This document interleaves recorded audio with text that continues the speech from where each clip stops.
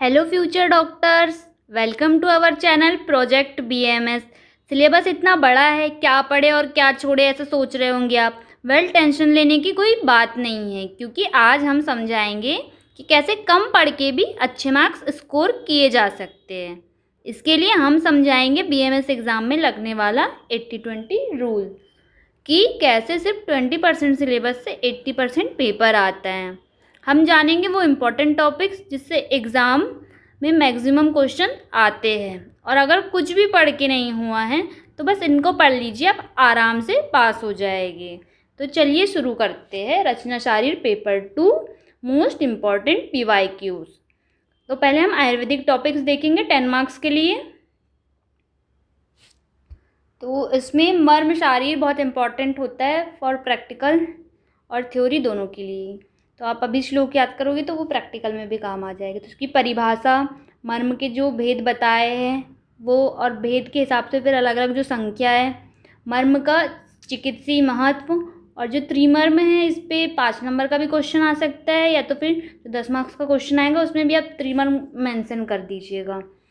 कालांतर प्राणहर मर्म, शत प्राणहर मर्म, और परिणाम के आधार पर मर्म। और मर्म का पंचमहाभूत से संबंध जो होता है ये थोड़ा नया टाइप का, तो इसको पढ़ लेना, हो सकता आ जाए 5 नंबर में भी। और मर्म पर चोट लगने से जो लक्षण उत्पन्न होते हैं वो। फिर इंद्रिय सेकंड टॉपिक, तो इंद्रियों की संख्या, उसके अधिष्ठान और उसका महत्व, ये पढ़ के ज़रूर जाइएगा। फिर इंद्रिय पंचक, ये वैसे पदार्थ में भी है पर रचना के सिलेबस में भी दिया है, तो आप इसको पढ़ लीजिएगा।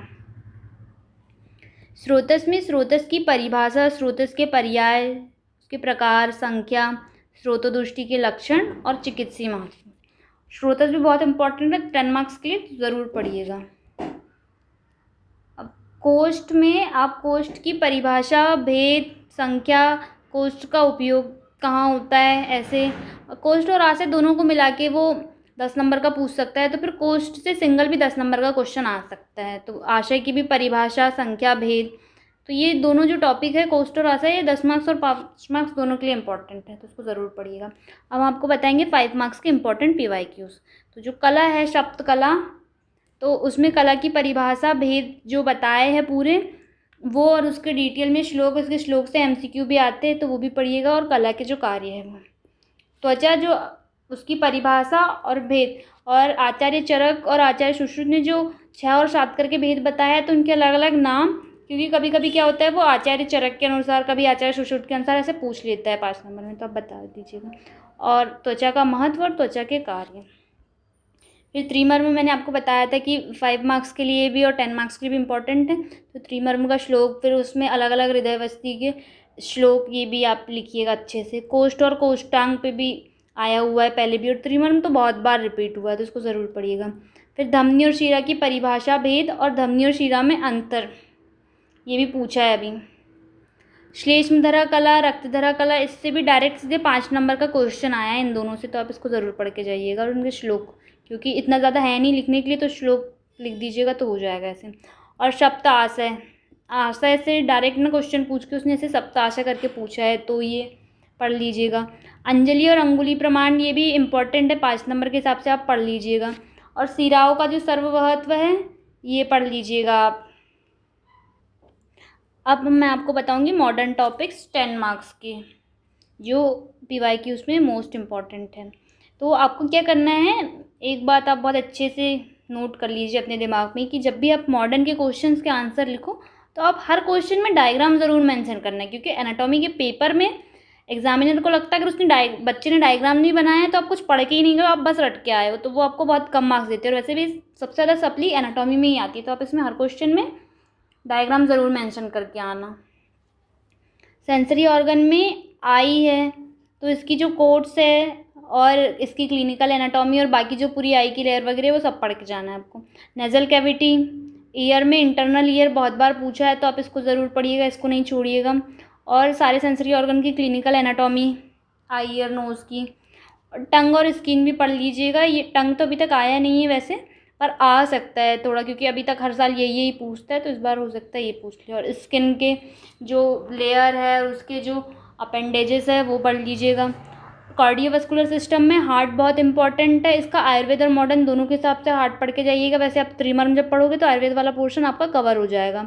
पेरिकार्डियम पे भी 5 नंबर का सीधे पूछ लेता है वो। आर्टरी और वेन में सुपीरियर और इन्फीरियर वेना कावा ये आया हुआ है, तो इसको ज़रूर पढ़िएगा। और जो राइट एट्रियम है ये 3-4 बार रिपीट हो चुका है, तो इसको तो ज़रूर पढ़ के जाइएगा विद डायग्राम। डाइजेस्टिव सिस्टम में लिवर मोस्ट इम्पॉर्टेंट है। और 9 रीजन ऑफ एब्डोमेन तो फेवरेट क्वेश्चन है एग्जामिनर का, तो इसको ज़रूर पढ़िएगा। स्टमक और स्टमक बेड भी बहुत ज़्यादा इंपॉर्टेंट है, तो इसको ज़रूर पढ़िएगा। रेस्पिरेटरी सिस्टम में लंग और रेस्पिरेटरी ट्रैक्ट, इससे 10 नंबर का क्वेश्चन बन सकता है अगर वो पूछेगा तो, कि लंग को पूरा डिस्क्राइब करने के लिए ऐसे। 5 मार्क्स में modern topics most important PYQs जो है वो राइट एट्रियम, ये मैंने अभी आपको बताया था। प्रोस्टेट ग्लैंड भी आया हुआ है। लैरिंग्स में एक्सटर्नल और इंटरनल फीचर, उसका डायग्राम ये सब मेंशन कर दीजिएगा। और विसरल रिलेशन ऑफ किडनी, ये भी बहुत ज़्यादा रिपीटेड क्वेश्चन है, तो आप इसको तो छोड़िएगा ही मत। और यूरेटर वर्मीफॉर्म अपेंडिक्स भी आया है और थोड़ा नया है, तो आप इसको ज़रूर पढ़िएगा। ट्रैकिया प्लूरा तो बहुत ज़्यादा इंपॉर्टेंट है, तो इसको पढ़ लीजिएगा। और जो फीमेल रिप्रोडक्टिव ऑर्गन है ये थोड़ा नया है, पर इससे आपके सारे ऑर्गन कवर हो जाएंगे, तो इसको ज़रूर पढ़ के जाइएगा। ब्रोंकाइल ट्री भी आया हुआ है, तो इसको ज़रूर पढ़िएगा, और ये थोड़ा नया भी क्वेश्चन है।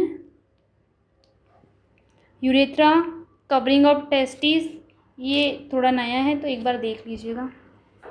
यूटेरस तो बहुत ज़्यादा इंपॉर्टेंट है। एनाटॉमी ऑफ लैरिंग्स, पेरिकार्डियम पहले भी बताया। Difference between right and left lung, ये आया हुआ है और इम्पॉर्टेंट भी है, लंग वाले में आपका कवर हो जाएगा। Urinary bladder, spleen most important है, इसको तो बिल्कुल मत छोड़िएगा, उसकी ब्लड सप्लाई भी पढ़ लीजिएगा। और ड्यूडेनम भी। आप ऐसे ही और वीडियोस के लिए हमारे चैनल को सब्सक्राइब कर लीजिएगा। हमने हमारे चैनल पर रचना सारी पेपर 2 के क्वेश्चन पेपर भी अपलोड किए हुए, तो आप उनको ज़रूर पढ़ के जाइएगा। Thank you, bye bye.